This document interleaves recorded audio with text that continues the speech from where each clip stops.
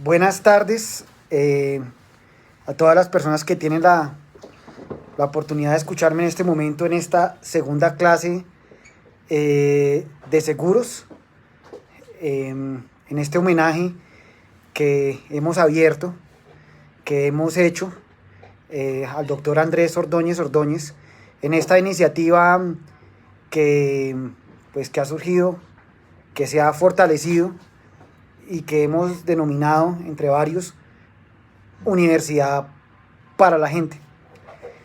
Antes de empezar nuestra clase de seguros y de hablar ya del derecho comercial, que es lo que nos interesa, déjenme un momento, como que prendo la luz porque está viendo muy oscuro. Escuchen un momento.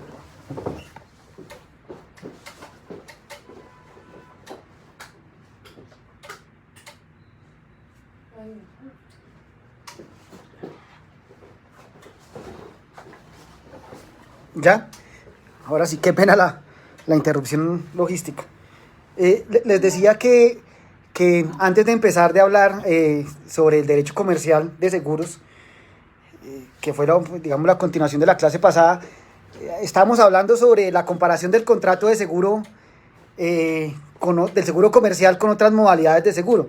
Y pues comparamos el seguro comercial con el seguro social, con el seguro mutual, ¿sí? Y ya después diferenciamos las diferentes clases de seguro comercial. Pero antes de empezar en materia, quisiera comentarles a todos un poco, pues, diferentes sucesos que han surgido en el desarrollo de este proyecto, ¿sí? Lo que se busca acá es desmonopolizar el acceso a la educación. Y esa, digamos, es la tarea que se tiene, digamos, las personas que estamos interviniendo, que estamos dictando clase, porque las universidades se convirtieron en un negocio inaceptable. O bueno, no inaceptable, más bien en un negocio descarado, ¿sí? Porque es una fuente de ingresos muy grande y como lo he visto, como lo hemos dicho en anteriores ocasiones acá en este espacio, pues se produce plata, pero nada que se invierte en la misma educación. Y eso está llegando a una crisis, ¿sí? Ya la sociedad está cansada de eso. Entonces, en este proyecto de Universidad para la Gente, pues han surgido diferentes vicisitudes que quisiera comentar antes de empezar la clase. Una que me tiene feliz, debo reconocerlo, es un artículo que sacó el día de ayer, si no estoy mal, el Observatorio de la Universidad Colombiana. Y hablemos un poquito de qué es eso del Observatorio de la Universidad Colombiana. Es un espacio gremial, yo lo llamo así, en el que confluyen la gran mayoría de universidades en Colombia. Y me refiero, pues, a las universidades que son por todas conocidas, ¿no? Tanto las universidades de élite, pero qué feo hablar de universidad de élite, pero es la realidad social de Colombia y de muchos lados del mundo. Y también confluyen, pues, unas universidades que no son de élite, aunque las universidades deberían ser todos los mismos, pero desgraciadamente hasta han estratificado las universidades, ¿sí?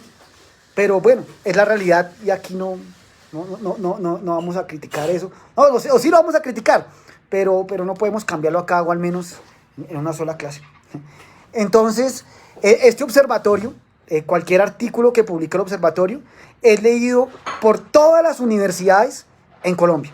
De pronto se escapan muy pocas, pero cuando el Observatorio de la Universidad Colombiana publica un artículo, ¿sí?, es leído por la mayoría de universidades en Colombia.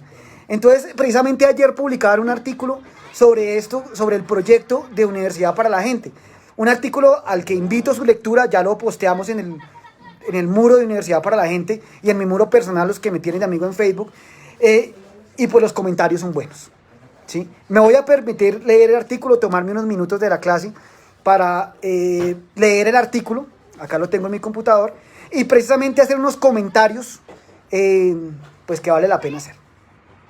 Y dice el artículo: en Facebook nace Universidad para la Gente, entre comillas, y cuestionan las instituciones de educación superior tradicionales, las IES. Febrero 27 del 2022. Desde hace pocas semanas, miles de estudiantes de Derecho se actualizan gratuitamente en la red, gracias a un proyecto que nació como disidencia de una IES, Institución de Educación Superior tradicional colombiana. Se llama Universidad para la Gente y fue creada por el abogado Anderson Rojas Bernal, quien en compañía de colegas de profesión ofrecen charlas de formación y actualización en temas claves del derecho de forma gratuita en Facebook. El proyecto se ha denominado Universidad para la Gente. No responde al esquema tradicional educativo, pues no evalúa, califica ni otorga certificación o titulación alguna. Es una iniciativa independiente, sin ánimo de lucro ni registro oficial. No obstante, ha tenido una interesante acogida de parte de estudiantes de derecho de cualquier IES, pero especialmente de la Corporación Universitaria Republicana, que es la institución en la que Rojas, el suscrito, trabajó como docente y coordinador de un área de la carrera. Los que no saben, yo fui jefe de área de Derecho Privado debido a mis logros académicos y a mi excelencia docente. Valga digamos, sin entrar en temas de egos, que eso no me gusta. ¿Sí? Pero dice que es la institución en la que Rojas trabajó como docente y coordinador de un área de la carrera y la que renunció tras sentirse maltratado por la forma como su salario fue mínimamente elevado en una década de servicios. Y el problema subsiste, porque estos descarados este semestre también le aumentaron, por ahí me contaron, 2.500 el salario a los profesores. Cuestión de que se critica, no se acepta, al menos desde este espacio, ¿sí? Pero bien, esa historia ya la conocen, de que les dije la vez pasada, se me ha caído cabello hablando de eso, pero la historia es conocida ya por todos. Rojas Bernal, fundador de Universidad para la Gente, es abogado de la Universidad Libre, especialista en Derecho Comercial, del Externado de Colombia, magíster en Responsabilidad Contractual y Extracontractual, sí, del Estado, profesor de posgrado, cosas mías ahí. Dice que la educación es un derecho y no una mercancía, y cuestiona la forma como la universidad tradicional han convertido la educación en un negocio, abusando del derecho a la autonomía universitaria. Aun cuando se desconoce el alcance del proyecto, UPG es otra de las expresiones parainstitucionales de la educación superior tradicional colombiana que está cuestionando muchos de los paradigmas de esta. Y es precisamente acá, en este espacio, sin quererlo, se están rompiendo paradigmas, se están creando tensiones en las universidades colombianas. ¿Por qué? Porque aquí se está dando el conocimiento en forma gratuita, ¿sí? Se está dejando eso, que la educación es un negocio descarado, como lo han cogido la mayoría de universidades que se han lucrado y no reinvierten en eso. Y ya es conocido en otros videos, en otros lives que hemos hecho acá, la triste historia de la educación en Colombia, que todo el mundo se lucra, todo el mundo tiene plata, y la plata nunca es invertida ni en los estudiantes, y mucho menos en los profesores. El caso Universidad Republicana siempre será recordado per secula et seculorum en la historia por tener un rector avaro, codicioso, que se lucra, se engorda, pero que no tiene en cuenta los mandatos respecto a la actualización salarial, porque es un despropósito y es un descaro que aún se continúe sin actualizar los salarios de los profesores. 2.500 pesos. Se le invita a este señor a ver qué hace con 2.500 pesos de más a su ingreso que tiene. El debate con la U Republicana... sigo acá leyendo. El soporte virtual como Facebook es una demostración, señala Rojas, de que la tecnología no está sirviendo en algunas IES, pues está destruyendo sus negocios. Y es precisamente lo que buscamos acá, el noble objetivo, la noble consigna que buscamos acá, y es desmonopolizar la educación para acabar con los negocios que muchas universidades tienen. ¿Sí? Ya que esto, mejor dicho, se convirtió fue en una gallina de los huevos de oro, a que le sacan plata al estudiantes, en el caso del derecho, con cursos preparatorios, le sacan clase con habilitaciones, le sacan clase con cursos vacacionales, pero no reinvierten, ¿sí?, en la educación. Y ahí la Corporación Universidad Republicana es el mejor ejemplo que tengo. Pues porque ahí trabajé y le regalé prácticamente una década de mi vida. Y pues no me arrepiento, porque tal vez le he dicho a todo el mundo acá, en este país extraño, que tal vez yo me equivoqué de profesión. Yo amo el derecho, me encanta el derecho comercial, me encanta lo que estudié, pero la verdadera vocación mía es la docencia. Y no me arrepiento de haber regalado todos esos 10 años, de una década de mi vida, de enseñar con pasión, pero lo que sí no acepto es que se sigan engordando de esa manera, llenando sus arcas de una manera descarada y no se tenga en cuenta a los profesionales tan de alta calidad que allí trabajan por unos sueldos tan míseros. Precisamente esta forma, esto que se está haciendo desde acá y que se va a replicar en otras facultades, ¿sí?, es precisamente una forma de romper esos negocios. Porque en posgrados ocasiona lo mismo. De hecho, les cuento, pasé un derecho de petición hace poco a posgrados, en los que miramos qué materia dicté, cuál fue el salario entrante y cuál fue el salario saliente, y es la misma explotación, el mismo descaro cometido por el departamento de posgrados en la mentada universidad de cuyo nombre no quiero acordarme más. El debate de Rojas con la U republicana, dice el artículo. En noviembre pasado, el Observatorio de la Universidad Colombiana denunció el caso de Rojas. Pues mientras que en 2014 y 2021 el salario mínimo había aumentado en un 54%, a Rojas, quien era docente de la Corporación Universitaria Republicana, le subieron el mismo solamente, vea el descaro, el 2.6%. Eso lleva a la renuncia de Rojas, quien cuestionó que la IES no estaba acogiendo la interpretación de la Corte Constitucional y el Departamento Administrativo de la Función Pública, DAFP, en el sentido de que independientemente de sus condiciones constitucionalmente, todo trabajador tiene derecho al menos a un incremento salarial anual. El derecho a un salario móvil, bueno, abro comillas porque citan la Corte Constitucional, el derecho a un salario móvil es de naturaleza constitucional, de orden público y de naturaleza irrenunciable. Todo empleado, ya sea del sector público o privado, empleado público o trabajador oficial, tiene derecho al menos a un incremento salarial anual. Ni siquiera el argumento de la autonomía universitaria es válido para justificar que los salarios se congelen de esta manera, como el gordito de la losa congelada.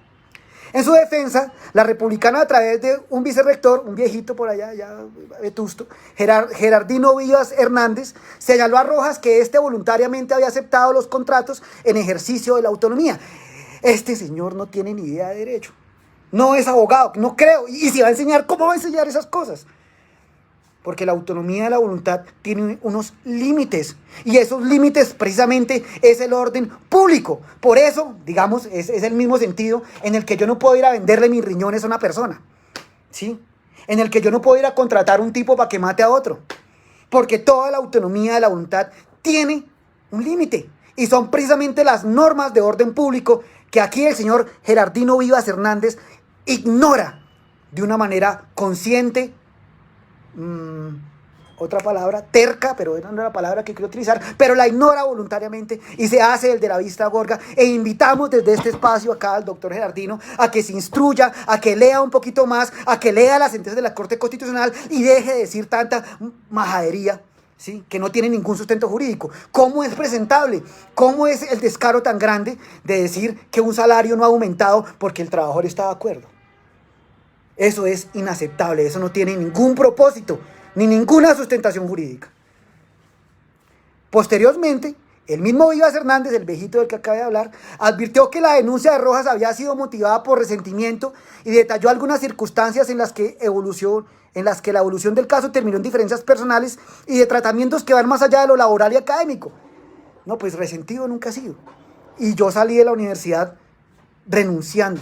No tengo ningún proceso disciplinario, nunca se me llamó la atención, a pesar que el otro, que ese no es viejito, pero ya está calvo, que es Anthony Castellanos, me decía que yo salí por quejas de los estudiantes.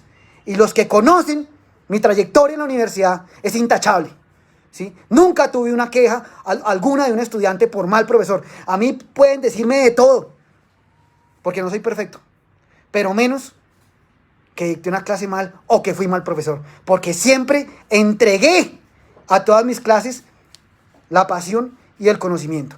Entonces, que este personajillo de pacotilla, que hoy en día se convirtió en Anthony Castellanos, venga a decirme a mí, ¿sí?, que soy mal profesor o que simplemente tengo resentimiento, también es algo inaceptable, y esto no tiene ningún sustento.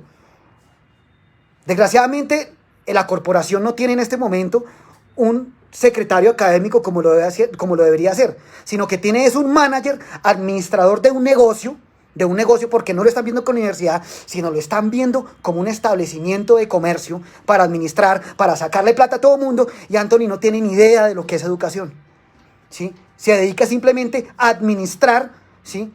Y a sacar dinero, y dinero, y dinero, y dinero, porque todo lo cobran en la Corporación Universitaria Republicana y jamás le dan a uno un incremento salarial o un reconocimiento. Y estoy de mal genio porque me acabo de enterar, vuelvo y digo, que 2.500 que le suban al salario de los profesores, 3.000 pesos. No sé en qué país están ustedes, porque yo estoy acá lejos, pero es mi país y me duele. Y me duele que eso se siga perpetrando de esa manera tan descarada, ¿sí? Obviamente, yo les confieso, y siempre lo he dicho, yo compartí pupitre con el doctor Castellanos, pero se prostituyó y vendió los principios, porque eso no fue lo que nos enseñaron y lo que nos transmitieron en la Universidad Libre. Y que me caigan denuncias, que me caiga lo que sea, cualquier leguleyada a la que él está acostumbrado, me importa 5, ¿sí? Pero las cosas son como son y hay que decirlas. Influencia directamente de Notiparaco, que es el único programa que me gusta verme acá en Estados Unidos.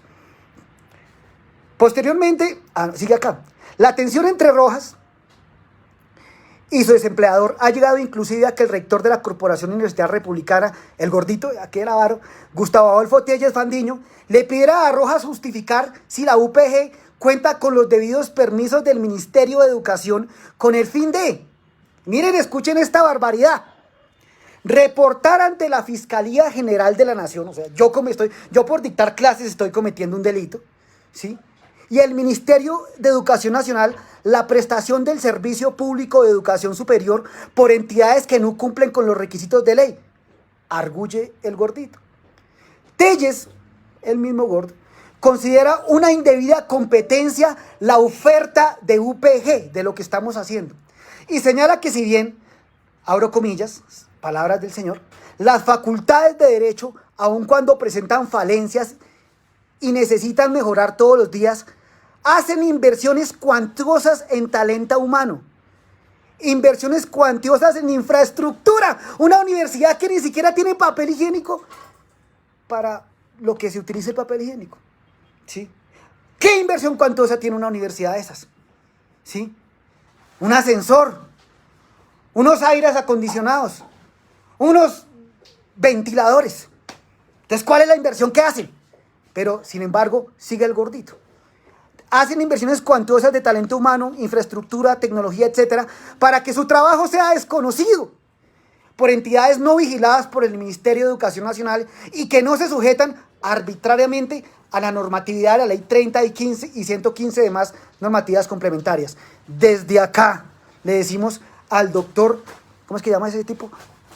Gustavo Adolfo Telles, que deje de ser avaro y codicioso y que no mienta de esa manera al país y que no mienta de esa manera a sus estudiantes. ¿Cuáles inversiones se han hecho? Si la universidad realmente invertiría en el cuerpo docente, que es lo que precisamente mantiene viva esa universidad. Y obviamente, lo más importante, sus estudiantes. Pero es que hasta para llevar una cicla, hasta para llevar el carro, le toca a uno pagar. Esos estudiantes que se van en cicla, que vienen desde Soacha, Bosa, de todos los lados, le toca a uno pagar la cicla. Y siempre el parqueadero, es que en lugar de tener un campus, la universidad donde el estudiante pueda tomarse un tinto, no, la universidad tiene un parqueadero grandísimo al que le saca dinero a la diestra y siniestra. En eso se ha prostituido la educación en Colombia. ¿Y qué es universidad para la gente? ¿Qué estamos haciendo nosotros acá? El hecho de que yo hubiera aprendido algo en la universidad, ya sea Libre, Externado de Colombia o en cualquier universidad, Los Andes, la Javeriana, lo que sea, ¿qué me impide o qué nos impide a los profesionales que estamos acá y transmitirlo a la gente en forma gratuita? Y son las fibras, son las tensiones que se van creando, porque no es aceptable, no tiene presentación que se enriquezcan y miren el bolsillo de los estudiantes como un simple y asqueroso negocio. Eso es lo que se critica desde estas. Y la iniciativa ha tenido acogida, la iniciativa ya tenemos hoy en día más de 1.640 personas. Y que así no crezca más, para mí ya es mucho. Pues yo acostumbrado a dictar en salones de 80, pues 1.600 es una maravilla. Tener un auditorio en el que 1.600 personas tengan la oportunidad de escucharlo a uno en este momento es una ganancia. Y es precisamente lo que les duele a esos avaros, con lo que no están de acuerdo. Y a los avaros me refiero el rector, Anthony y sus directivas. Y qué tristeza perder una amistad. Pero amigos, he perdido mucho. Porque prefiero mis principios antes que cualquier cosa. Y eso me lo enseñó, después les diré quién me lo enseñó en la juventud. Esto ha sido universidad para la gente. Y hemos roto paradigmas. ¿Sí? Hemos dado ejemplo a muchas universidades. Hoy, por ejemplo, miren, ya me han llamado jueces, acaban a dictar jueces de la República. Vamos a tener con el apoyo, y perdónenme si la doctora la echo al agua, discúlpenme, pero necesito hacerlo porque uno, la quiero mucho, y segundo, sé que sus estudiantes también la aman. La doctora Gabriela Mora también va a participar acá a dictarnos clases. ¿Por qué? Porque nosotros no estuvimos todo ese tiempo allá por el dinero, como lo pretenden hacer ver ellos. ¿Sí? Si no estuvimos mucho tiempo es porque nos gusta la docencia, porque nos encanta la docencia, y tal vez porque dar clase a uno le refresca el alma y le quita la depresión o no sé qué pasa, pero yo me siento diferente cuando estoy en un aula, a la que pronto volveré. Después les diré dónde. ¿Sí? Pero acaba de dictar clase jueces de la República, la doctora Gabriela Mora, perdón, con el tema del derecho comercial, que tan estudiosa es del tema. ¿Sí? Jueces de Barranquilla. Y también recibí una llamada muy interesante hoy, que también me tiene contento. Y pues no les quito más tiempo de clase porque me da pena con ustedes, ya he hablado 22 minutos, me entusiasmo. Hoy recibí también la llamada de un profesor, pero que tiene un alto cargo en una universidad, de la Facultad de Administración de Empresas. Y me dijo, yo quiero hacer el ejercicio que usted está haciendo en administración de empresas. Fabuloso. ¿Sí? Todo hecho con las uñas. Porque ese logo que ustedes ven, pues no es lo mejor que haya. Esa publicidad que hacemos, pues sé que se puede hacer mejor, pero yo soy abogado, yo no soy comunicador social, pero todo se ha hecho ahí, YouTube, mire el tema, cómo se hace propaganda, todo el tema, y todo ha crecido por tal vez una frase de cajón. Lo que se hace de corazón nace por sí solo, ¿sí? Y aquí la intención no es el dinero. Aquí la intención es hacer país y democratizar el conocimiento. Entonces, Universidad para la Gente es un proyecto. Los invito a leer el artículo, a que lo divulguen, a que lo lean, a que se lo muestren a quien haya que mostrárselo, ¿sí? Porque hoy esta iniciativa ha dado que hablar en nuestro país. Y es muy importante. Y aquí cabe todo el mundo. Siempre he dicho, ¿por qué la academia tiene que estar separada de la política? Me ha parecido absurdo. Acá podemos hacer debates en víspera de las elecciones. Yo apoyo a mi candidato. No lo voy a hacer porque me daría como pena con ustedes utilizar esto para política. Igualmente, ya con mi voto tienen, ustedes mirarán por quién votan. Pero aquí hay cosas que hay que poner sobre la mesa. Que en este momento está enfrentado las viejas mafias paramilitares de narcotráfico con al menos una propuesta de cambio. No digo que sea la panacea, no digo que nos vayan a seleccionar la vida, pero estas elecciones son muy decisivas. Y desde la academia también hay que hacer campaña. No hay un candidato, no, a favor del cambio. Porque no podemos seguir así. La plata de la educación se la roban. Eso de abudinear, eso me parece maravilloso. Esos términos que utilizan, porque precisamente crean memoria colectiva, ¿sí? Y hace que las cosas, pues, no se olviden de una manera a la que estamos acostumbrados los colombianos. Entonces acá van a haber debates. Hace poco contamos con la participación de una otrora compañera de pupitre, hoy colega, la doctora Diana Marcela Sastoque, que ella se dedicó allá al tema feminista, a estudiar el aborto y los derechos de las mujeres, y se fue para Argentina, allá hizo su doctorado, bueno, allá hizo un poco de cosas. Maravilloso. La sentencia la del aborto de la clase pasada fue un éxito total, ¿sí? Porque la academia tampoco puede estar desconectada de una realidad, ¿sí? Esos preparatorios en que se convierte en algo netamente memorístico, ¿sí? No todos, pero sí la mayoría, pues no tienen una razón de ser si no están conectados con la realidad social. El abogado hoy en día debe resolver problemas. Y para eso lo contratan, no solamente para hablar carreta. O comprar un reloj fino o un carro fino, eso es lo de menos. Ese cuento en un país como nosotros no sirve. ¿Sí? Un estatus se lo podría dar uno por lo que aporte uno a la sociedad. El resto, lo material se consigue, se pierde o le echa candela y se acabó. ¿Sí? Entonces, aquí hay varios profesores que han venido, que han tocado estas puertas, este espacio que se está abriendo con mucho entusiasmo y con demasiado cariño, porque el que está acá 2 horas de su tiempo lo hace con cariño, ¿sí? Dispuestos a brindarnos todo el conocimiento. Un saludo especial para el doctor Dávila, que ustedes ya lo conocen, antiguo jefe de área de la corporación, que también renunció por esos salarios tan paupérrimos, por esa explotación que le hacen allá a los profesores. ¿Sí? Está el doctor Luis Eduardo Daza Tobar, también compañero de pupitre mío, en otra orilla política, pero nos guardamos cariño. Allá él va a dictar su clase sobre un libro. Yo le dije, venga, promocione su libro acá, que la gente conozca qué fue lo que usted escribió sobre la posición de garante y el derecho operacional militar. ¿Qué es eso? Vuelvo y digo, no tengo ni la menor idea, pero voy a asistir a la clase de él para aprender. Un saludo especial para la doctora Cindy Lorena Chavarro también, magíster, especialista con cursos en Derecho Tributario de Argentina, dispuesta acá a democratizar el conocimiento. Al doctor John Rodríguez también, que nos va a dictar un módulo de responsabilidad civil. Al doctor Gabriel también, que me habló sobre el tema de los vicios revitores en la compraventa. En fin, lo que hay es tema. También me escribieron unos estudiantes a hablar sobre los derechos en accidentes de tránsito. Bueno, tengo una cantidad de cosas que, ahí sí, como decía Hipócrates, el tiempo es largo, la vida es corta, el conocimiento es grandísimo, pero pues la vida que yo tengo es cortica y le dedico el poquito tiempo que tengo libre, pues porque también tengo otras obligaciones en esta nueva experiencia, ¿sí? Entonces yo agradezco a todas las personas que nos están colaborando, que nos están viendo, que nos están surgiendo ideas, porque acá, así no es romántico, pero estamos logrando, así sea un poquitico, pero estamos logrando cambiar la percepción del mundo y la educación. Y los programas continuarán y serán más. Y lo que yo quiero, mi ambición no solamente es a que esto se quede en derecho, sino que se expanda a las demás ramas del saber. He recibido, el tema es que si yo soy desordenado como era acá, usted imagínense, pero acá hay gente que me habla que quiere enseñar física. El problema es que yo le digo, el problema es que todos los estudiantes más que todos son derecho, pero que a un amigo, yo quiero enseñar matemática pura, pero esos manes, ¿cómo van a aprender matemática? No sé. Por ahí tenemos clases de liquidación del daño, del Colegio Colombiano de Peritos también me han contactado.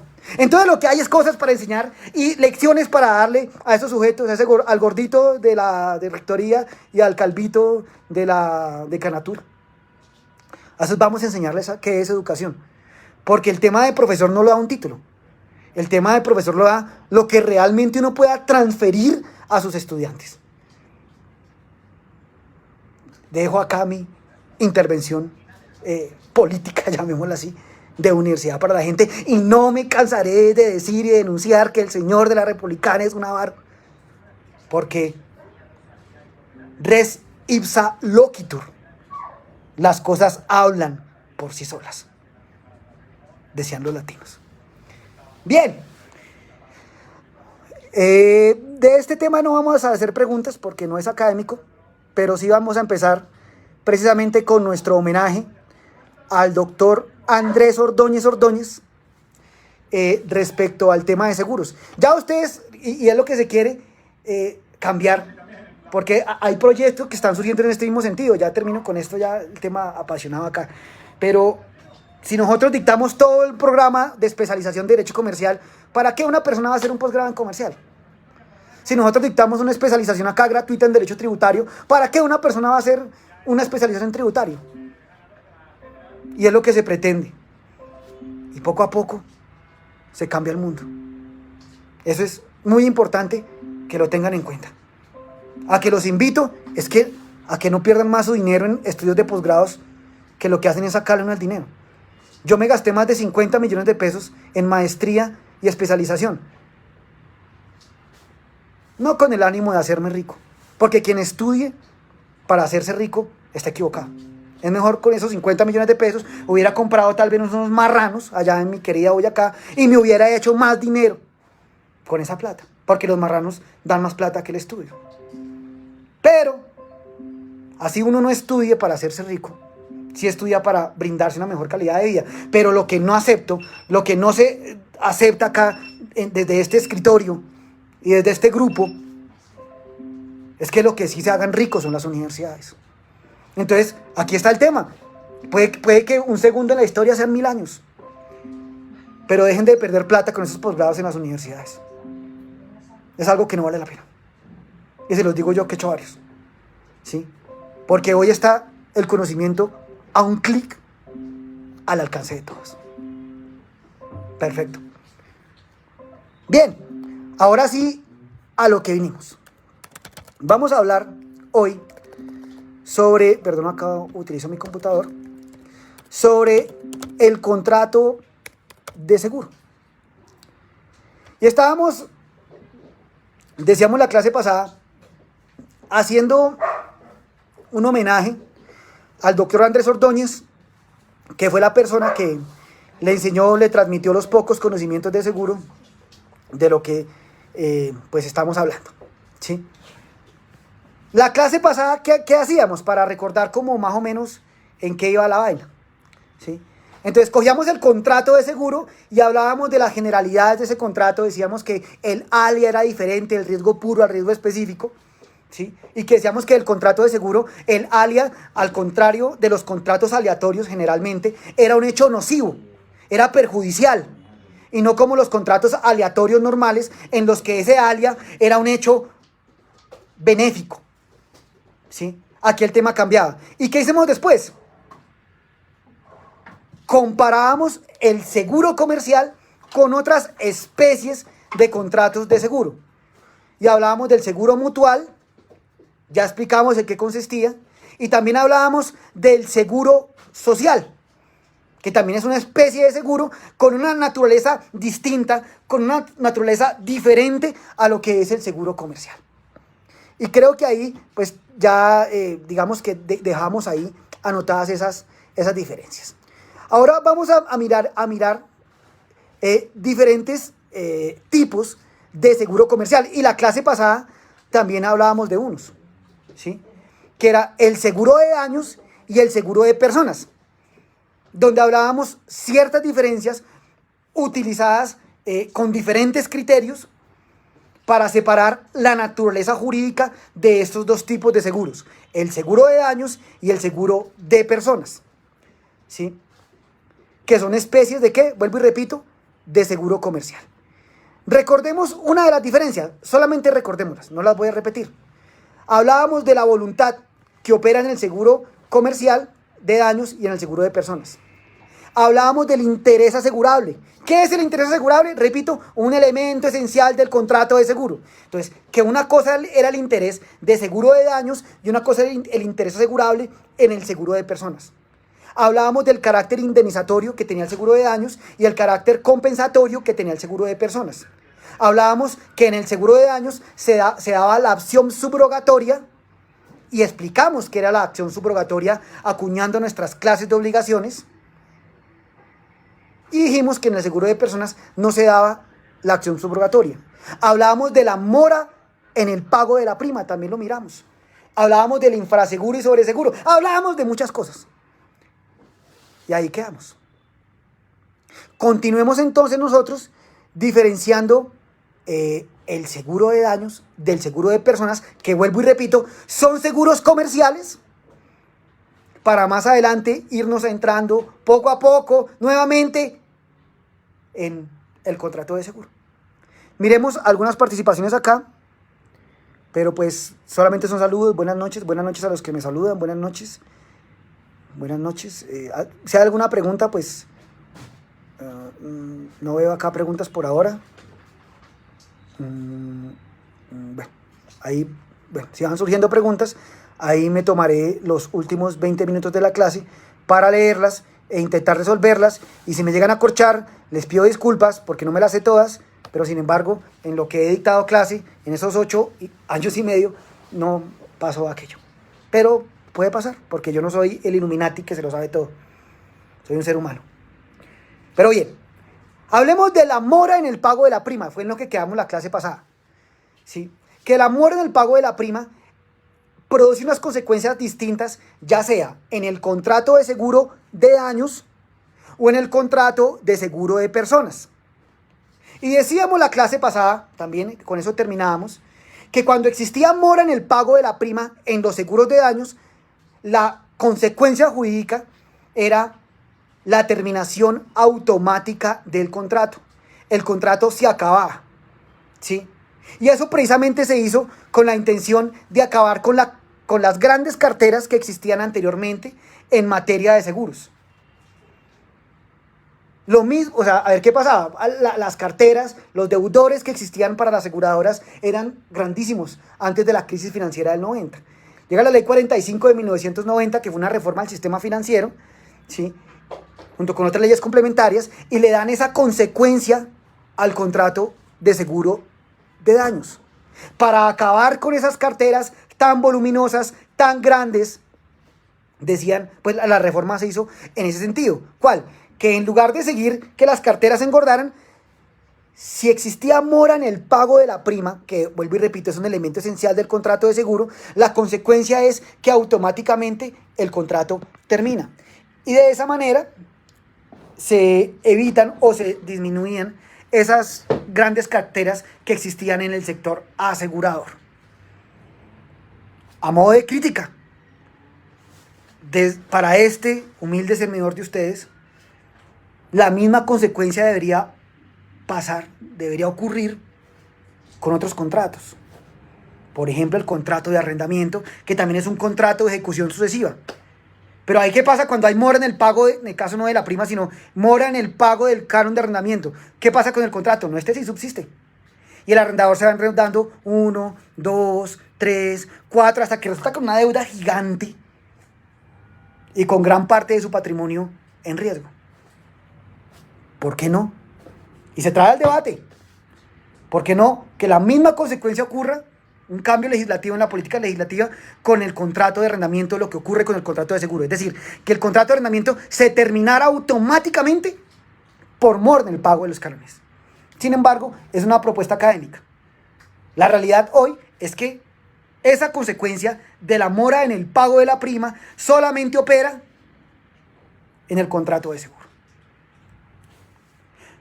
La mora en el pago de la prima en los seguros de personas, ¿sí?, también produce la terminación automática del contrato. Empero, como dicen los abogados viejitos, o sin embargo, en el contrato de seguro de personas existen los denominados mecanismos de preservación del contrato, cosa que no existe en los contratos de seguros de daños. Y recapitulo, porque no quiero que se me pierdan, mientras conseguimos otra vez Zoom o Teams, mientras conseguimos financiación, ¿sí? Pues las preguntas ustedes me las hacen, pero no quiero que se me pierdan. Entonces, vuelvo a recapitular. En los seguros de daños, la terminación se produce por la mora en el pago de la prima. Seguros de daños. En los seguros de personas, también. Pero, a diferencia de los seguros de daños, los seguros de personas tienen los denominados mecanismos de preservación del contrato de seguro. Y aquí lo recopilamos de los estudios del doctor Ordóñez, de los libritos del doctor Ordóñez. Después miraremos cómo podemos hacernos esos libros, las fotocopias, alguna cosa, ¿sí? ¿Cuáles son esos mecanismos de preservación del contrato? Primero, un término de gracia que se extiende por 30 días contados a partir de la ocurrencia de la mora. Dentro de ese término se prolonga la vigencia del contrato. Y ese mecanismo de preservación de que el contrato de seguro de personas no se termina por la mora en el pago de la prima, está contemplado en el artículo 1152 del Código de Comercio. Los que tienen la oportunidad de tomar nota, pues háganlo, aunque la clase queda grabada. Artículo 1152 está ese mecanismo de preservación del contrato de seguro de personas en caso de que exista mora en el pago de la prima. Esta norma puede modificarse por las partes. Existe autonomía de la voluntad para modificar esta norma, pero solamente podrá modificarse exclusivamente a favor de la parte asegurada. No podrá modificarse jamás, nunca, never, a favor de la parte aseguradora. El segundo mecanismo de preservación del contrato de seguro de personas cuando exista mora en el pago de la prima. Y dice, una vez transcurrido 2 años de vigencia del contrato de seguro, añade otro elemento que es el tiempo. Una vez transcurrido un tiempo de vigencia de 2 años del contrato de seguro, la mora en el pago de la prima no termina el contrato si ésta no supera el monto de los valores de cesión o rescate generados hasta el momento a favor del asegurado. Y eso es lo que se conoce en materia de seguros como los mecanismos de compensación. ¡Clave! Averiguar ahí. ¿Sí? Y es averiguar qué es eso. ¿Qué son los valores de mecanismo o de cesión o de rescate en un contrato de seguro? Les recomiendo de todo corazón, con mucho cariño, que estudien un libro, a los que les interese el tema de seguros, de Carlos Ignacio Jaramillo, un profesor de la Universidad Javeriana, ¿sí? Y él trae una explicación muy concretamente de esos libros sobre este punto de los mecanismos de preservación del contrato de seguro de personas, ¿sí? Bien, continuemos. Mora en el pago de la prima. Otras diferencias que hay, ¿sí? En los seguros de daños, que son seguros comerciales, no se pierda de vista, la prima puede ser exigible coactivamente por la parte aseguradora. En el caso de que haya mora, ¿sí?, esa prima, la parte aseguradora, en los seguros de daños puede ser exigible coactivamente. Y ahí estaremos en el interregno del famoso proceso ejecutivo. Pero ¿qué ocurre en esa prima en los seguros de personas? La primera prima no puede ser exigible coactivamente por parte del asegurador. La primera prima no puede ser exigible coactivamente por parte del asegurador. También encontramos contemplada esa situación en el artículo 1152 del Código de Comercio, norma mentada en estos espacios con anterioridad. Las primas del seguro de vida diferentes a la primera podrán hacerse exigibles al asegurado. Esas sí se pueden cobrar, pero para que éste pueda cobrarlas, para que éste tenga el derecho de exigirlas coactivamente, debe haber un pacto expreso dentro del contrato de seguro que autorice el cobro de estas. ¿Entendido el punto? Recapitulemos, te lo repito. La mora en el pago de la prima, la prima, si hay mora en el pago de la prima, en los contratos de seguros de daños, no puede ser exigible por parte del asegurador en los seguros de daños, repito. Mientras que la primera prima, ya hablando de los seguros de personas, ¿sí?, no puede ser exigible por parte del asegurador al asegurado en los seguros de personas. Las primas que van después de la segunda pueden ser exigibles coactivamente. Y la respuesta es sí, pero para que lo pueda hacer, debe existir un pacto expreso en el contrato que de esta manera lo permita, como llamarían los estudiosos de la teoría general del contrato, esta facultad de exigir las primas subsiguientes a la primera en los seguros de personas es un elemento accidental del contrato a la luz del artículo 1501 de nuestro Código Civil. Vea lo bonito que es el orden, al menos en la academia. La declaración del estado del riesgo. Sobre este tema, y es que de seguros vamos a hablar bastante. Quiero, un gran paréntesis, quiero hacer otras clases entre semana diferentes a seguros para hablar de otras cosas. Por ejemplo, voy a hacer una clase el viernes que viene. Pero el viernes tenemos clase. Ahí también la cuña para el profesor Andrés Acuña. Va a haber una clase sobre el régimen jurídico de las entidades sin ánimo de lucro. ¿Ve? Eso, la verdad, yo nunca lo había visto. De hecho, voy a asistir a esa clase porque de eso se trata. Tú me enseñas, yo te enseño. ¿Sí? No yo te elijo y tú me eliges, sino yo te enseño y tú me enseñas. Porque el yo te elijo y yo me eliges, eso hace parte de los corruptos acá, allá, que abundan en los árboles, en Colombia.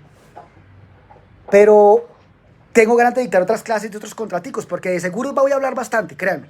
Vamos a desmenuzar este contrato. Pero, como por darle otro tinte, vamos a hablar de otros contratos como la promesa, vamos a hablar de obligaciones, de la hipoteca, vamos a ver que eso de la hipoteca inversa, que nuestro presidente salió con esas barrabasadas, ¿sí? Y cómo es el régimen jurídico de Colombia. Pero del tema del Código de Comercio hay algo que se llama la declaración del estado del riesgo, ¿sí? ¿Y qué pasa? Como, utilizando la metodología del maestro, de mi mentor Andrés Ordóñez, él en sus libros clasificaba las cargas y obligaciones de la parte asegurada y de la parte aseguradora, de las dos partes que intervienen en el contrato de seguro, pero hay un momento que las parten dos, esas obligaciones, ¿sí? Y es obligación de las partes antes de la ocurrencia del siniestro, ¿sí? Y obligaciones de las partes después de la ocurrencia del siniestro. Y que son cargas y obligaciones que las partes deben tener en cuenta en la ejecución del contrato de seguro, y que el hecho de no cumplirlas puede afectar el contrato desde las ineficacias, de la nulidad absoluta o relativa. Puede producirse con consecuencias como la reducción de la indemnización o la pérdida total al derecho a ser indemnizado. Entonces, esas cargas deben observarse. ¿Y por qué carajo estoy hablando de esto? Porque hay un criterio para diferenciar, después vamos a desmenuzar una por una, pero hay un criterio para diferenciar el seguro de daños del seguro de personas, que es precisamente la declaración del estado del riesgo. ¿Sí? ¿Qué pasa en el seguro de daños con ese fenómeno de la declaración del estado del riesgo? ¿Sí? Esta es una obligación de la parte asegurada. Y allá esa declaración del estado del riesgo, ustedes la pueden encontrar, una leída, una norma que es bastante extensa, ¿sí? Que es el artículo 1058 de nuestro Código de Comercio. Y en ese artículo 1058 ustedes van a encontrar el régimen de la declaración del estado del riesgo, que en su momento vamos a desmenuzar y vamos a estudiar con profundidad. Pero acá solamente lo traemos a colación para diferenciar el seguro de daños del seguro de personas. Entonces volvemos a recapitular. En los seguros de daños es una obligación y aplica ese régimen del 1058. Pero ¿qué pasa con los seguros de daños? Con los seguros de personas, seguros de personas. ¿Sí? Eso cambia. Porque la declaración de los estados de riesgos no se da sobre bienes valorables en dinero, sobre derechos patrimoniales a la luz de la teoría alemana de los derechos patrimoniales, sino que se da sobre la persona misma del asegurado, ¿sí? Sobre el titular del interés asegurable, que como lo dijimos anteriormente, se da sobre bienes que no son valorables en dinero. Tanto así que la inexactitud o reticencia, ¿sí?, en la declaración del estado del riesgo del asegurado sea un fenómeno que se llama la irreductibilidad. ¿Qué es lo que pasa? ¿Sí? Y utilicemos para ello la teoría general del contrato. La teoría general del contrato. Cuando usted acude a un contrato, la idea es que las partes obren de buena fe, actúen de buena fe. Pero si la parte es inexacta, o si la parte oculta algo respecto del objeto material del contrato o de otros elementos que tienden a configurar el contrato,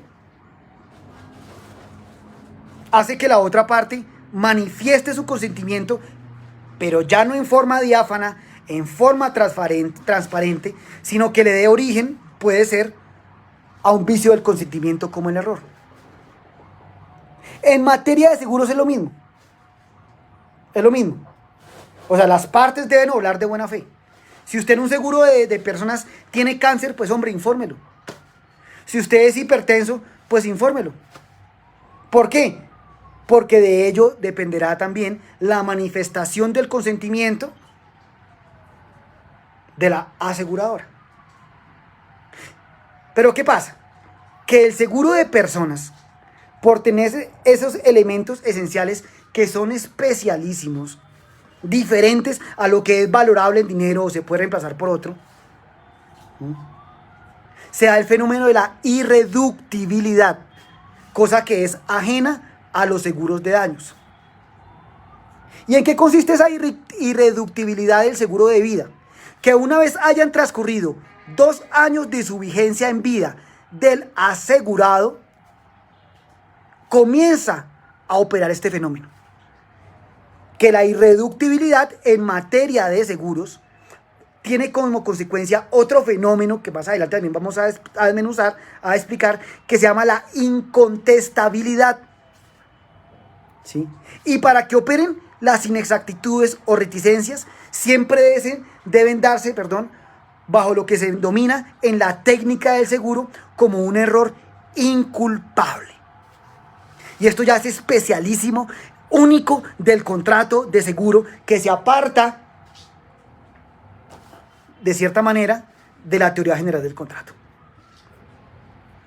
Otro criterio, y el último que vamos a utilizar para diferenciar estos dos tipos de seguro, de daños y de personas, ¿sí? Y es la declaración de agravación del estado del riesgo, que también es una obligación que tiene la parte asegurada antes de la ocurrencia del siniestro. La agravación del estado del riesgo. ¿Por qué?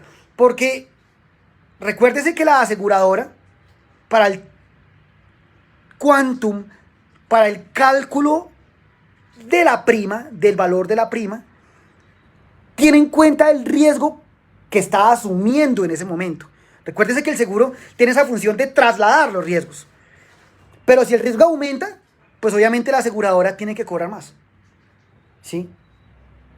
Sí, a propósito también de las exclusiones o los amparos no contemplados en la póliza. Entonces, si el riesgo agrava, en los seguros de daños, es una obligación que tiene la parte asegurada.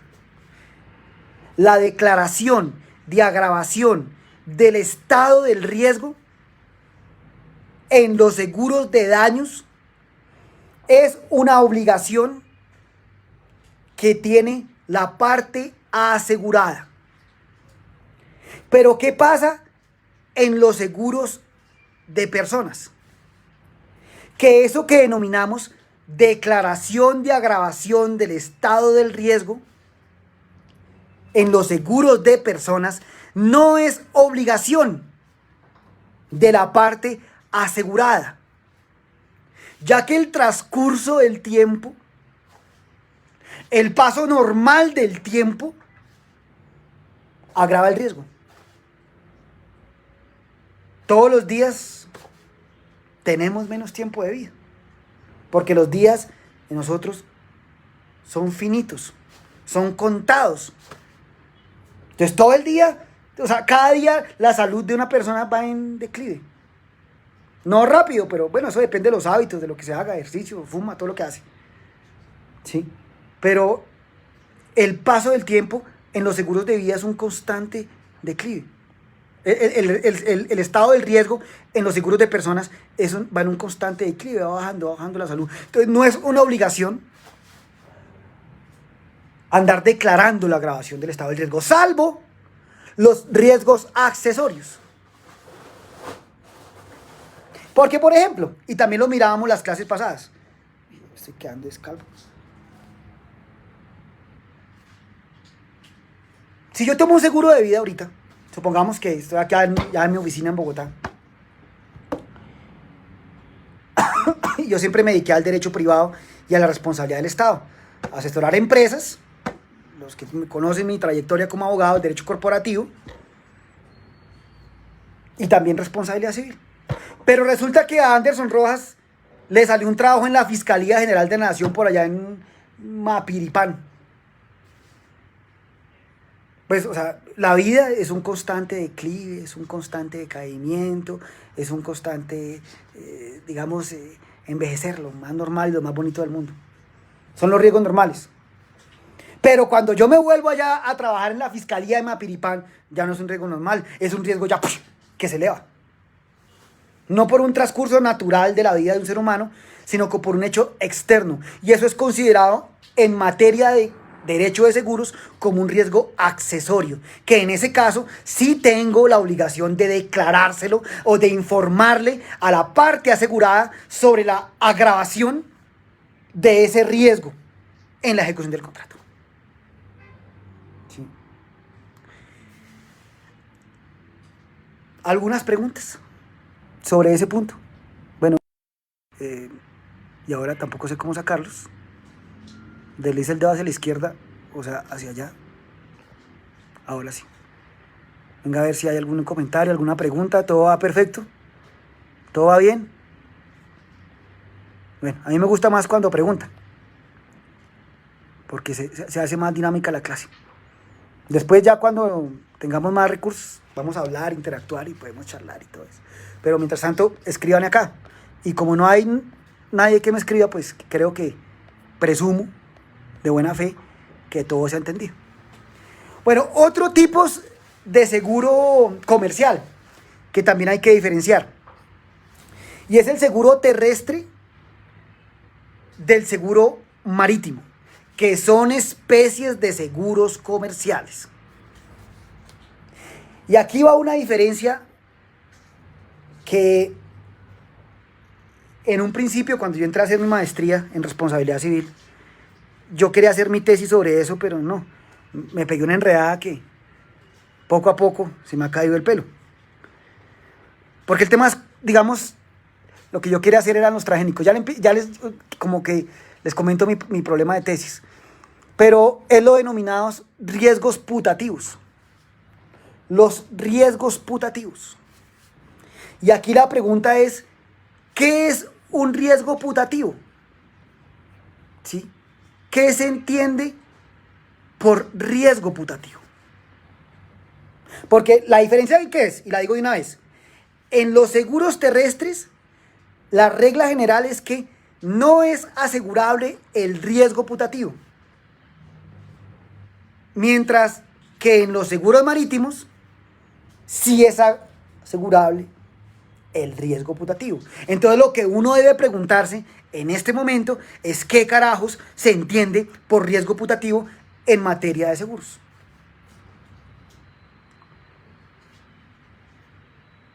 Riesgo asegurable. ¿Qué es el riesgo? Y la definición que trae generalmente los libros de seguro es que es un hecho futuro, totalmente incierto, del que no depende de la exclusiva voluntad del tomador, asegurado o beneficiario. Algo así dice la definición de lo que es un riesgo putativo, ¿sí? Y ahí el punto que es, el riesgo es a futuro. El riesgo es un hecho futuro e incierto. Es decir, usted contrata un seguro hoy, ¿sí? Celebra el contrato de seguro hoy. Y a partir de qué momento o de qué tiempo comienza a tener cobertura la póliza. Entonces es de ahí para adelante. O sea, desde hoy contraté hoy se le ve el contrato de seguro con la aseguradora, pues a partir de ese momento es que comenzará a tener cobertura el seguro de los hechos, de los sucesos que ocurran de hoy para adelante. Efectos ex post. Y esos son los riesgos normales. Pero existe en materia de seguros los denominados riesgos putativos. Y ahí el tema se vuelve interesante, de que ya el seguro no tiene efectos hacia futuro, sino que el seguro va a tener la cobertura de riesgos hacia el pasado.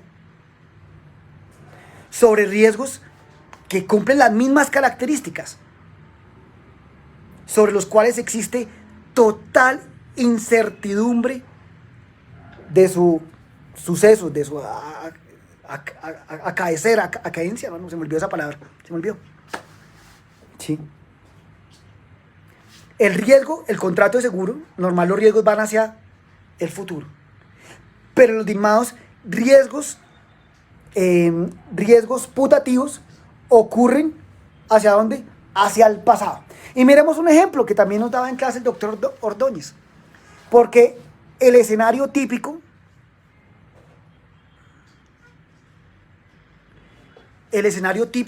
de los riesgos putativos es el contrato de seguro marítimo. Ya miraremos las preguntas, más adelante las resolveremos. Pero no pierdo la idea. ¿Cómo era el ejemplo en materia marítima? Entonces, el comerciante en Inglaterra que traía sus mercancías, y anteriormente, pues, ¿cómo era el caso? Pues la navegación era un tema por barco, y no existía, pues, los medios tecnológicos que hoy nos tienen a ustedes y a nosotros viendo clase y renegando del gordito tacaño. No existían esos medios tecnológicos. ¿Sí? Entonces, el tipo mandaba a traer la mercancía de China y podían pasar divinamente, ¿qué? 6 meses. Desde que la mercancía zarpó del puerto de China y arribó al puerto de llegada inglés. Estamos en Inglaterra, supuestamente, en el ejemplo. No existía la forma de comunicarse con la tripulación, el GPS, todas esas cosas que existen hoy. Entonces, ¿qué pasaba? Pues el dueño de la mercancía llamaba a la aseguradora y le decía: mire, hermano, tengo una mercancía que zarpó hace 3 meses. Y pues, ¿qué pasaba? Pues el tema de los piratas, ¿sí? Los piratas y la patente de corso, ese permiso para robar, ¿sí? Que otorgaban los reyes. Miren el problema del galeón que hay ahorita acá en Colombia y España. Las tormentas. ¿Sí? Una tormenta marítima, pues eso volcaba el barco y se dañaba porque la mercancía movía. Bueno, imagínense la cantidad de riesgos que pueden pasar en esa época, ¿no? 1600 por allá. ¿Sí? Entonces, ¿qué dice el comerciante? Venga, hermano, yo le propongo un negocio. Mire, esa mercancía ya zarpó. Ya se vino, ya arrancó acá, viene en camino. Pero yo no sé si se la robaron, no sé si la ahogó el mar, una tormenta se la llevó, no tengo ni idea qué haya pasado. Asegurémosla. Pero miren, los riesgos no van hacia hechos futuros, como ocurre normalmente con el contrato de seguro, sino que los riesgos van amparando riesgos hacia el pasado. ¿Sí? Hacia el pasado, de los cuales, y el requisito fundamental es que las partes tengan total incertidumbre de si ocurrieron o no. Hay una palabra que se me olvidó, aqueencia, bueno, se me olvidó. Pero si los riesgos ocurrieron, las partes deben tener total ignorancia, total incertidumbre sobre si pasaron o no. Se ampara riesgos hacia el pasado, no hacia el futuro. ¿Y cómo se llama esa vaina? Esa vaina se llama riesgo putativo en el contrato de seguro. Gracias, Oscar. Esa es acaesencia. Ay, Dios mío, se me está olvidando hablar. ya como que el inglés le quita a uno el español fluido. Acaencia. Bueno, gracias Oscar. Oscar Guateque, un especial saludo allá, colega, amigo de la Corporación Republicana de Migración, si no estoy mal, cuando trabajaban como estudiante. Un especial y afectuoso abrazo para Oscar Guateque. Entonces, ¿qué pasa? Se amparaban riesgos hacia el pasado. Entonces, ya teniendo en cuenta qué es el riesgo putativo, miremos la diferencia. El riesgo putativo no es asegurable en los seguros terrestres.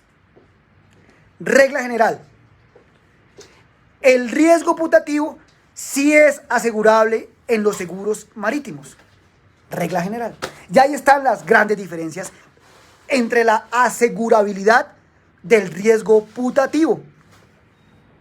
Ahora, teniendo en cuenta de que la regla general en el seguro terrestre es que no es asegurable el riesgo putativo, palabra de abogado, toda regla general tiene su excepción. Y en este caso hay dos excepciones en el que sí es asegurable el riesgo putativo en el seguro terrestre.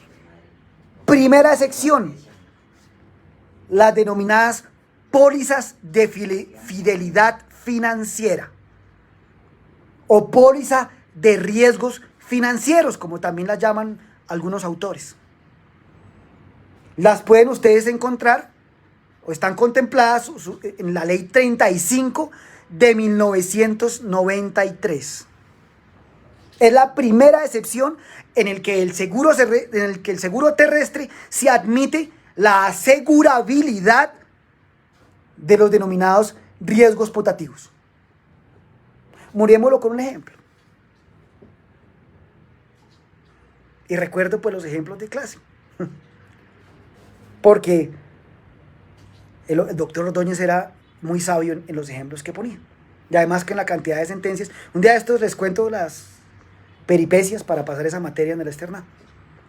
Porque sí, era durísimo.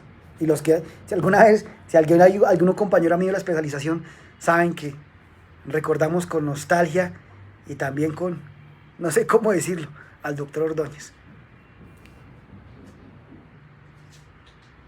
Un banco quiere absorber otro banco. Societariamente podríamos hablar de una decisión propia o impropia, como quieran, una fusión por absorción, no sé, cualquier operación estatutaria, cualquier reforma estatutaria en la que podemos fusionar dos sociedades. ¿Sí? Eso se ve en sociedades, en las reformas estatutarias. Aquí también quiero dictar sociedades. O sea, aquí yo quiero dictar todas las clases que dicté en la universidad, en las diferentes universidades en las que he trabajado, y dejarlas acá para la historia. Ya cuando el derecho cambie diré, envejecí. Pero hasta ahora no ha cambiado mucho. Por ahí cositas muy mínimas, pero es conocimiento que aún está vigente. Entonces, ¿qué pasa? Un banco quiere absorber a otro. Digamos a fusión por absorción, ¿sí? Y pues el banco, digamos grande, el grande, ¿sí? Al absorber al pequeño, no sabe todas las operaciones que se han hecho, o los fraudes, los posibles fraudes, si es que los hay, de pronto no los hay, pero no conoce, hay total incertidumbre, primer elemento del riesgo. Que ocurrieron, digamos que la fusión va a ser hoy, en el 2022. Entonces el banco no tiene conocimiento de cómo se comportó el banco pequeño desde el año 90 hasta el año 2000. No hay un conocimiento. Y que pueden haber extravío de documentos, o pueden haber un mal manejo o infidelidad, una mala fe de los empleados que trabajaron en el banco, hasta delitos, lo que sea. El tema es que el banco grande no lo sabe. No tiene ni idea. ¿Qué hace? Pues como un banco nunca pierde plata, porque siempre han cogido las manos con un seguro, pues llama a la aseguradora y le dice, venga, hágame un favor, ampáreme los riesgos, no de aquí para adelante, sino de aquí para atrás. ¿Sí? Ellos hechos hacia el pasado.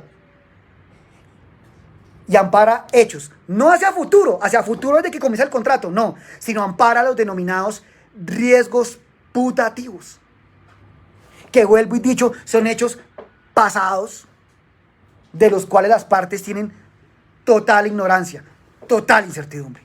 Es el primer caso en los que el seguro terrestre admite la asegurabilidad, óigase bien, de los denominados riesgos putativos. Y la segunda excepción, en los que el seguro terrestre admite como riesgo asegurable los riesgos putativos, son en las denominadas cláusulas claims-made, o también llamadas cláusulas con reclamaciones hechas, que en otra clase vamos a referirnos, debido a la importancia del tema, concretamente a qué son las cláusulas claims-made, pero también cumplen con esta característica, ¿cuál? Que son hechos no hacia el futuro, ex post, sino son hechos hacia el pasado. El tema no es complejo, ¿sí? Otras diferencias entre los seguros de daños, perdón, entre los seguros terrestres y los seguros marítimos. Pero miremos por favor a ver las preguntas que hay por acá. A ver. Acaescencia. Muchas gracias. Otra vez Guateque. La sacó el estadio con eso hoy. A ver, miremos preguntas. Acá hay una. Profe, cuando lo declaran responsable fiscal, ¿la aseguradora puede hacer el recobro del tenedor de lo que pagó?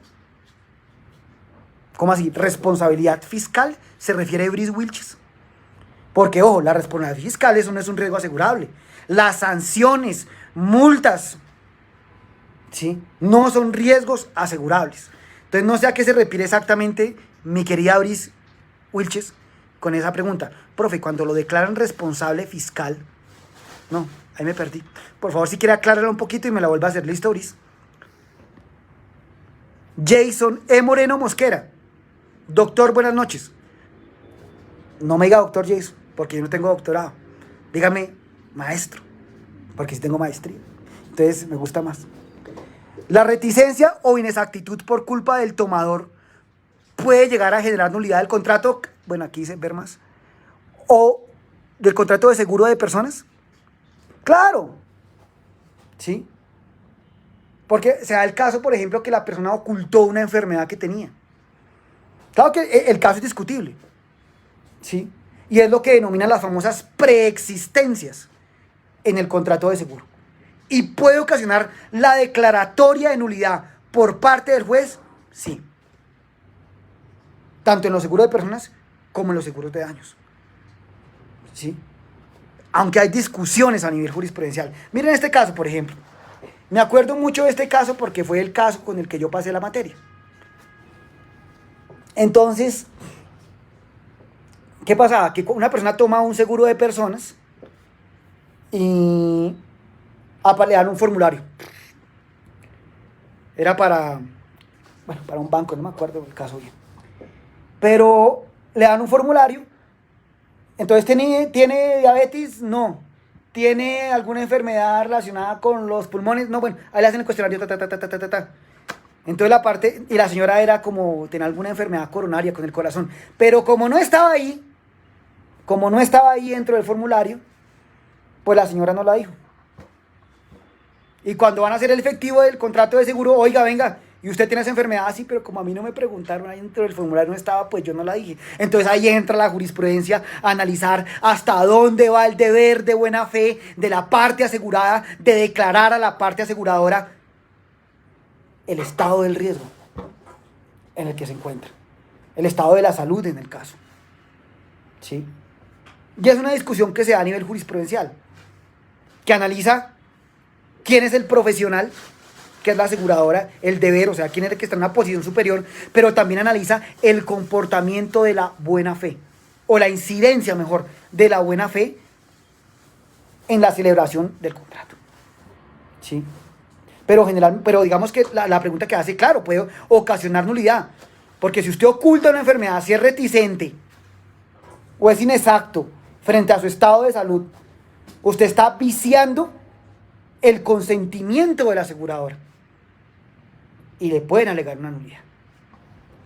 ¿Otra pregunta?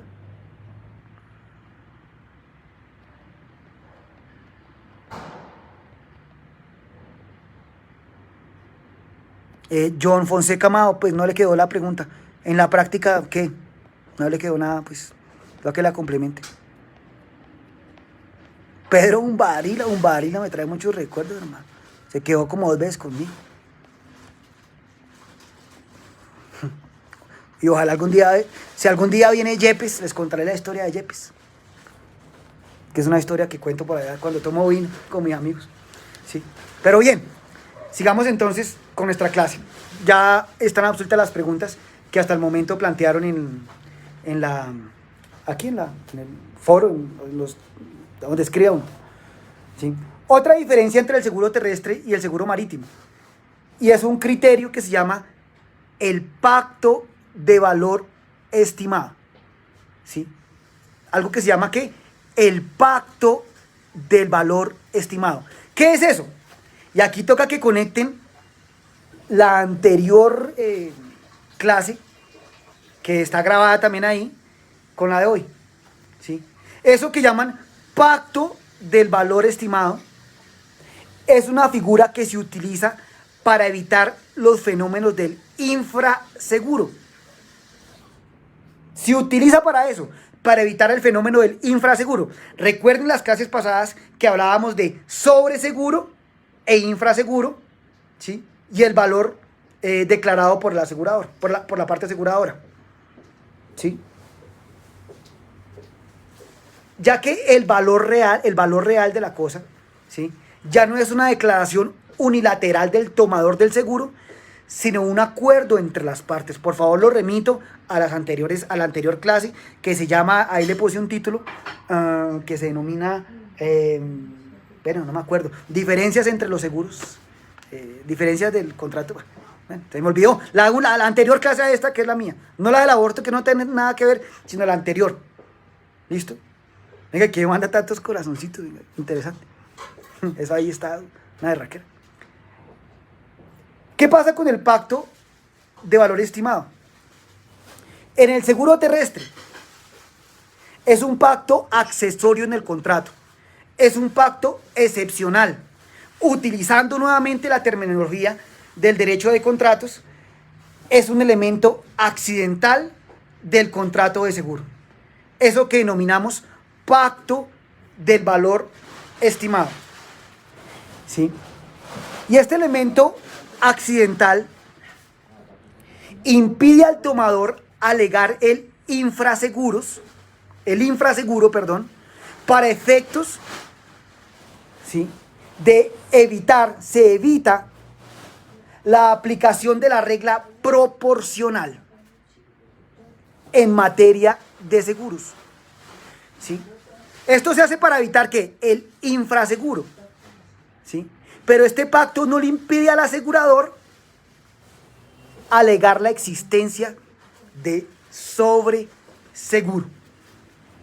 Por eso la importancia de que se remitan a la clase anterior si usted quiere entender este pedacito de clase, de lo que se está hablando. Vuelvo y repito. Estamos hablando de las diferencias entre seguro terrestre y seguro marítimo. ¿Qué son esos? Seguros comerciales. Y otra de las diferencias, ya hablamos del riesgo putativo, otra de las diferencias es el pacto del valor estimado. ¿Qué se entiende por pacto de valor estimado? Es un elemento accidental del contrato.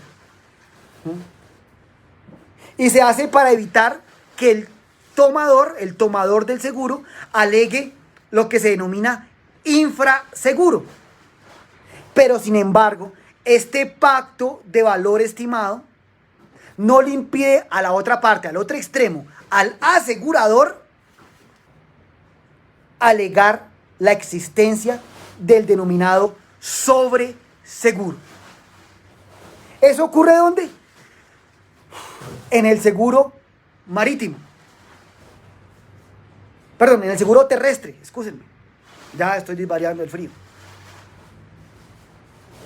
Ahora, ¿cómo opera ese pacto de valor estimado en el seguro marítimo? Porque acabamos de hablar del seguro terrestre. Y aquí este pacto de valor estimado no es un elemento accidental del contrato. en el seguro marítimo. Aquí es la regla general, el denominado pacto de valor estimado, ya que el valor del interés asegurable ya no se mira como una declaración unilateral por parte del tomador del seguro, como se dijo anteriormente, sino que aquí el valor del interés asegurable es un acuerdo de voluntades, que en el seguro marítimo, repito, es la regla general. En este caso, en el seguro marítimo, el asegurador solo en 2 eventos puede alegar el sobreseguro o el infraseguro. ¿Y cuáles son entonces esos 2 eventos? En que aún existiendo en el seguro marítimo ese pacto de valor estimado, la parte aseguradora puede alegar la existencia de un sobreseguro o un infraseguro. Y son, 1, en el caso de que haya dolo, con el tema probatorio que ustedes ya deben conocer. Y 2, en caso de pérdida total constructiva. En esos 2 casos, aún existiendo el pacto de valor estimado, la parte aseguradora podrá alegar los fenómenos del infraseguro y del sobreseguro. ¿Aquí me hicieron algún comentario? Carlos. John Fonseca Amado. Buenas noches, John. La decisión o la fusión que usted mencionó como ejemplo, ¿cómo se pacta la obligación de suscribir el seguro para cubrir riesgos putativos? Bueno, primero no es una obligación, John, es autonomía de la voluntad. O sea, las partes contratan o no el seguro. No sé, y ahí sí desconozco, pero tengo entendido que no, si existe una disposición en el estatuto orgánico del sistema financiero que obligue a las entidades financieras a celebrar el seguro. Lo que tengo entendido es que hay autonomía de la voluntad. Eso es, digámoslo en términos simples, que una de las partes se quiere curar en salud, pero nadie puede obligarlo a curarse en salud. Es una previsión de riesgos en materia de seguro. Sin descuidar o sin decir que no, existen los denominados contratos obligatorios de los cuales el seguro hace parte. Caso, por ejemplo, en la contratación estatal, que ahí es obligatorio suscribir seguros. O el denominado SOAT. Hay una parte muy importante, les recomiendo leer un capítulo del libro del maestro Nestroza, del tomo 2, que habla del negocio jurídico, de algo que se denomina los negocios jurídicos o contratos obligatorios. Vea, una parte muy interesante. De hecho, parece una paradoja entre 2 conceptos, contratos obligatorios. Entonces ahí les recomiendo leer al maestro Nestroza, un libro rojito. Bueno, un librote que deberían también digitalizar. La segunda parte. Se exige en el contrato junto con los demás pólizas que se pacte normalmente. Debe haber un pacto expreso, claro, ¿sí? Y debe expresarse, ¿sí?, el tiempo, el rango en el que se van a amparar esos riesgos denominados, mi querido John Fonseca Amado, riesgos putativos. Debe expresarse claramente dentro de la póliza del contrato. Claro, porque la aseguradora y la parte asegurada debe conocer qué es lo que están parando.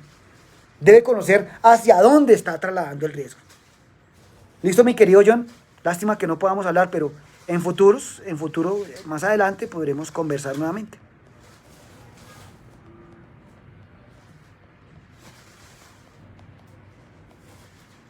Brit Wilches no me completó la pregunta. Bueno, después más adelante, cuando tenga un tiempito, me escribe, porque me causa curiosidad eso de que la responsabilidad fiscal en materia de seguro. ¿Sí? Bien, 5 minuticos más y terminamos estas diferencias. La próxima clase de seguros, que va a ser el otro lunes, ¿sí?, vamos a hablar ya de varios aspectos generales del contrato. ¿Y qué pasó con Zoom? John, KSP Millers. ¿Qué pasó con Zoom? Yo tengo Zoom, pero ¿saben cuál es el problema? Que es que soy bruto y no sé cómo, o sea, hacer una reunión y transmitirla por Facebook. O sea, eso lo desconozco cómo se hace. Yo sé de derecho comercial, alguito de responsabilidad civil, pero de Zoom y esas cosas, muy poquito. Pues yo sé organizar una reunión por Zoom, eso lo sé hacer. Lo que no sé hacer es cómo transmitirla por Facebook y que se pueda interactuar a la vez y que, digamos, queríamos hacer una reunión con varios profesores, pero mire, son cosas técnicas que como esto se ha hecho con las uñas, ahí poco a poco van surgiendo. Anteriormente se pudo, pero la persona que me estaba ayudando se fue. ¿Para dónde? No tengo ni idea. Lejos. Más lejos de acá. ¿Sí? Entonces, en la próxima clase que va a ser el PC por Zoom y el ser, bueno, eso podremos hacerlo, pero vamos a mirarlo más adelante. El próximo lunes vamos a seguir la clase de seguro, pero en esta semana vamos a estarlo anunciando por la página. Quiero hablar de otras cositas, porque no solamente es de seguros. Entonces me gustaría hablar, por ejemplo, de responsabilidad civil, que es algo que me gusta, o de otros contratos, o de obligaciones, o de sociedades, o de títulos valores, o de las materias que yo dictaba en posgrado y en pregrado, que pues tengo algunas cosas que transmitir y que compartirles. ¿Listo? Pero bueno, la próxima clase, o sea, después de esta última diferencia que vamos a ver, continuaremos con otras generalidades del contrato de seguro, como por ejemplo es el tema de la consensualidad del contrato, ¿sí? La formación del consentimiento, la oferta, los corredores de seguros, ¿sí? El contrato de reaseguro, el mérito ejecutivo que presta la póliza. Bueno, y aquí un poco de resúmenes que tengo, que estos resúmenes los hice yo para mi especialización en la Universidad Externada de Colombia y gracias a ellos pude pasar la materia de seguros y les estoy hablando hoy acá porque me hubieran matado en la casa. Profe, ¿de casualidad no está manejando un horario como tal donde salgan las próximas clases? Mi querida Alison, también un especial y caluroso saludo, abrazo. Un horario, pues yo siempre dicto clase de 6 a 8, o sea, a 7:30 más o menos, porque hora y media es suficiente. Y pues las clases quedan grabadas. Las otras clases que hemos programado en la universidad para la gente están ahí en el muro, muro, y ahí están programadas. El viernes tendremos la clase del doctor Andrés Eduardo Acuña Borges, también un gran amigo, abogado, muy bueno en lo que hace, pero él se dedicó fue a otro tema distinto, que son las entidades sin ánimo de lucro. Algo que desconozco, algo de lo que no sé mucho, y precisamente voy a estar ese día como estudiante del doctor Acuña. Allá está la clase programada, mi querida Alison. Pero ahí en el muro, si su merced mira y le da me gusta, ahí le aparecen pues todos los horarios programados. Entonces ahí la esperamos y nuevamente Alison, muchas gracias por participar y le mando un fuerte abrazo, muy buena energía y gracias por escribir. Entonces les decía, la próxima clase continuamos, pero veamos la última diferencia. ¿Sí? Que tiene que ver, hablemos sobre las garantías. Las garantías. ¿Qué son las garantías? En materia de seguros son promesas de conducta que están relacionadas directamente, muchas de las veces, con el riesgo asegurable. ¿Qué pasa en el seguro terrestre? Las garantías deben ser expresas al contrato de seguro. Deben estar inmersas en la póliza, quedar ahí, en la letra, son expresas. En otras palabras, las garantías en el contrato de seguro son un elemento accidental del contrato.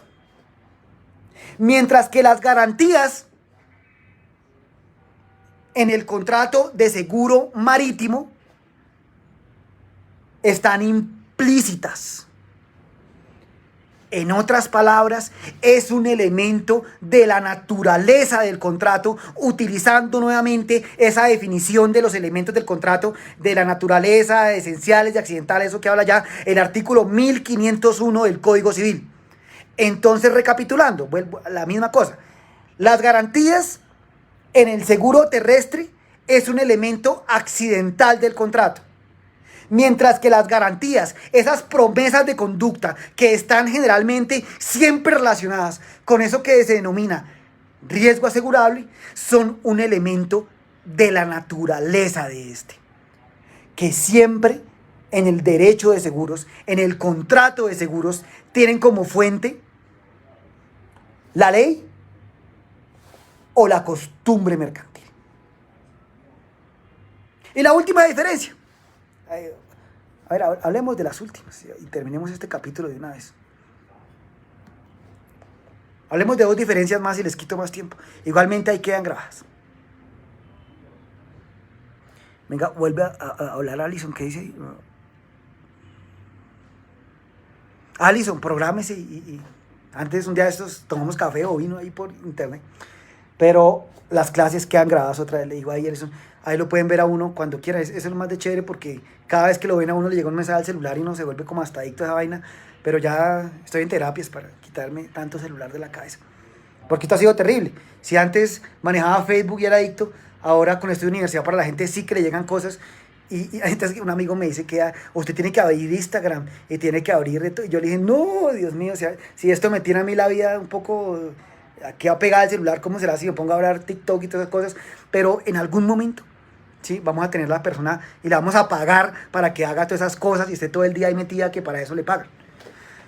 Pero yo no, pues por ahora no puedo.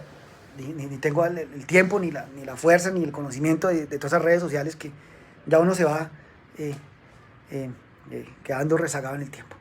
Otra diferencia, algo que se llama la pérdida total constructiva en materia de seguros. Al doctor Carlos Manuel Lozano también un saludo, gran amigo, y por pronto estoy seguro que los vamos a tener acá en este espacio hablándonos sobre la pasión que él tiene sobre el derecho del consumo y un poco de cosas, porque Carlito sí es una Biblia y usted ya lo conoce, pero un saludo ahí que lo vi que se conectó al doctor Carlos Lozano. Entonces, la pérdida total constructiva. ¿Qué pasa en el seguro terrestre? ¿Sí? Que la aplicación de lo que se denomina pérdida total constructiva en materia de seguros se hace por analogía. No existe una norma en el Código de Comercio que regule concretamente la pérdida total constructiva en el seguro terrestre. Mientras que en el seguro marítimo, este concepto de pérdida total constructiva sí está contemplado para esta tipología de contrato de seguro. Y ustedes la pueden encontrar ya concretamente el artículo 1736 del Código de Comercio. Vuelvo y repito. La pérdida total constructiva. En el seguro terrestre no hay norma que la consagre. Por ende, se hace aplicación de ella, se aplica esta figura utilizando la interpretación analógica. Recuerde que habían analogía legis y analogía juris. En este caso sería analogía legis.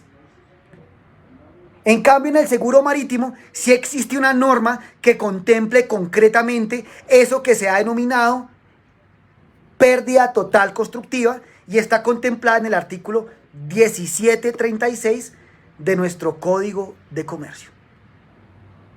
Y última diferencia entre estos dos tipos de seguro para ya la próxima clase comenzar ya a desmenuzar más el contrato de seguro. Y tiene que ver, tiene que ver con algo que se llama abandono de las cosas aseguradas con ocasión del siniestro por parte del asegurado.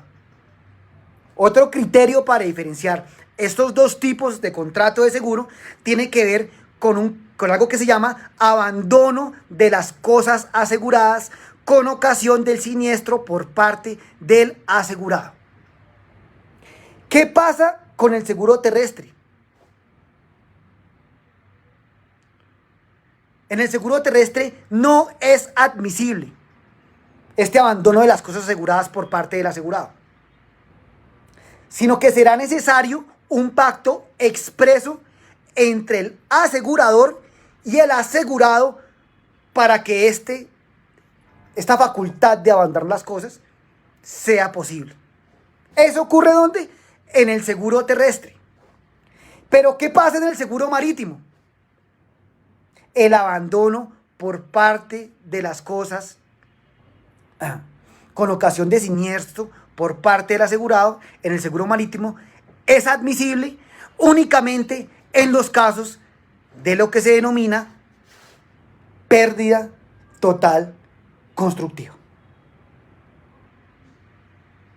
Nuevamente les agradezco a ustedes por asistir a este espacio.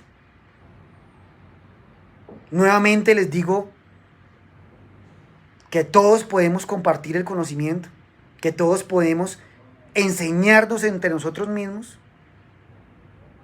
y quitarles el negocio a esos majaderos, a esos descarados de las universidades, que explotan la fuerza de trabajo de los padres o de los estudiantes,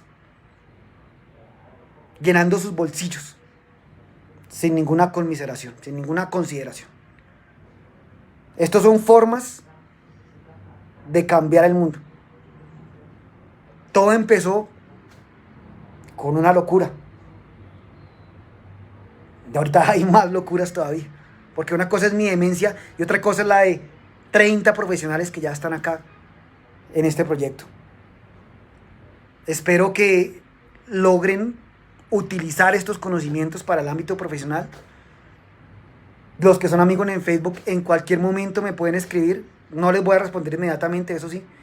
Pero cualquier duda, con el mayor de los gustos. Y agradezco muchísimas veces, no tengo cómo agradecerles que ustedes asistan a estos espacios.